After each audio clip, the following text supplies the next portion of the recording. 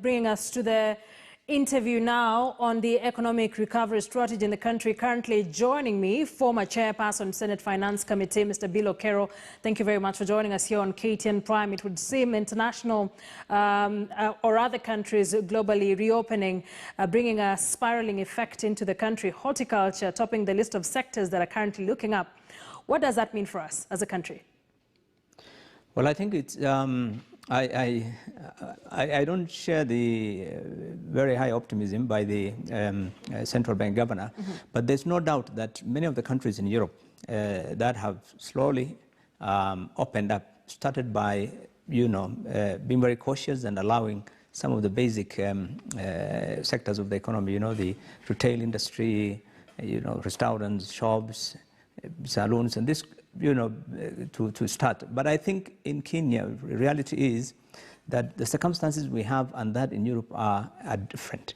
I think if you look at the morbidity and the mortality rates of COVID-19 in Kenya and in Africa in general, is very, very low compared to the situation in those countries. And I think, given that our economic has not support financing or support to those by the, to those sectors, to every sector in this country, what we need to do is to open up the economy immediately. In my view, really, exports may be picking up because of some of the key areas, like even horticulture, by the way. Floriculture is still down completely. And I think when the government says horticulture is generally looking up, we're looking at a few areas in horticulture, things like, people sending still French beans and avocados and a few things here and there. But I think when you go out and you see in reality what is happening, not only those direct farms and institutions that play a significant role, but those indirect ones, you realize that the situation is grim. And I think we need to open up pretty quickly. Otherwise,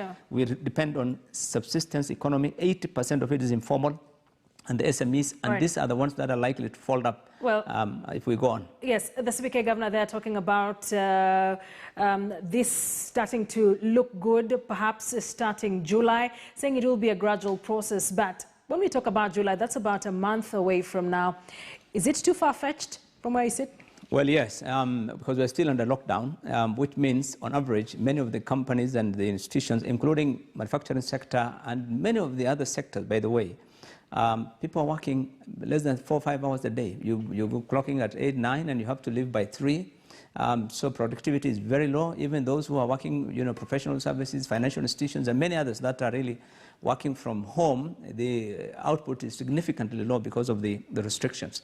And so when you say July and we're still under lockdown, I think it's really being too optimistic. What I think the government needs to do next week when they review is to really open up the economy as much as they can. Because for one thing, this COVID is already in the community. And the government needs to appreciate that business is more important, really, because that is what, at the end of the day, will put bread. If you look at what actions the government has taken for the truck drivers, for instance, why do you focus on truck drivers? Truck drivers provide the single most important thing in this kind of logistics, movement of goods and services across the borders. The exports you're talking about, Uganda is the single largest trading partner with Kenya. If we cannot export our goods because of locking down drivers in the border for 2 or 3 weeks, I mean, it doesn't make sense. You are not targeting PSVs. This is where the community spread is taken, it is largely responsible for the community spread. But, it's trivializing. The other day in the US, the National Truck Drivers Association were hosted in the White House because of how significant their role is in terms of contribution to goods, movement of goods and services. I think we need to look at, with all due respect, balance the need to maintain health, at the same time to also allow people to generate their livelihoods. All right. We're talking about next week, anticipation that perhaps some of these restrictions would be eased, like what is happening world over. What are some of the key sectors that we really need to look at when you're talking about starting to reopen the economy gradually that will help ensure that we continue to stay afloat economically? Well, I think they need to move the curfew out, because that will help significant all sectors, because then people don't need to rush out of town or offices or factories by 2 or 3 o'clock. The other sectors that I think they need to do is if they need to remove the lockdowns in Nairobi and Mombasa, because these 2 counties account for nearly 60–70% of the GDP in this country. And I think the fact that the movement of people into these cities is not allowed affects the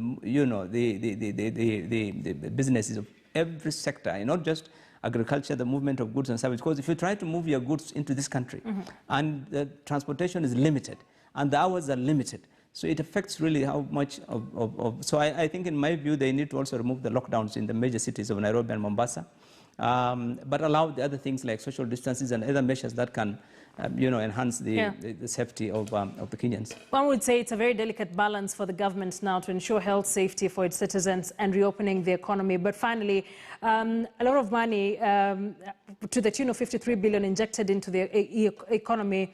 Do you think this is effective? How much impact are we going to see from this economic stimulus package announced by the president just the other day? I think any amount of money injected into the economy now, through the stimulus, would have some impact, yes. However, it may not be significant, because this is an economy whose GDP is, we've got 50 million people, a GDP of 10 trillion plus.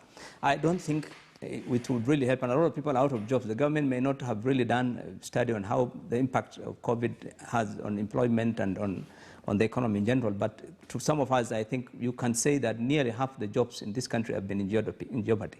And I think today the CBK was saying nearly 3/4 of the SMEs are likely to fall down. And so you're looking at a situation where 53 billion that has been given out may help some of those specific areas of interventions that have been mentioned by the president. But it's really short, far short of the, addressing some of the challenges. Because what happened is many of the companies, because of reduced demand, because of, and what they have done is laid off employees, they have reduced their investments, they have reduced their, supplies and so forth. And so that has a domino effect in every part of the economy. And you'll see in the next few weeks, even after the economy opens up, you'll still find many of the institutions will be laying off people for lack of adequate demand, for lack of adequate incomes, and so forth. So I think it's not something that we should take lightly. I think the impact on the economy is huge, because it takes time to restart, for businesses to build up, to reach the levels that they were before. And I think government needs to put in more in terms of the stimulus. In my view, really, 53 billion is pretty small amount of money to try and restart the economy. Great. A way to end. Thank you very much for joining us here tonight. Mr. Bill Okero, former chairperson, Senate Finance Committee, saying perhaps we are being a bit overambitious, talking about July for sectors to start looking up. A lot of interventions needed to be put in place by the government to ensure that our economy starts afloat. As you know, we're doing badly even before the COVID-19. We'll see how this goes. Just to quickly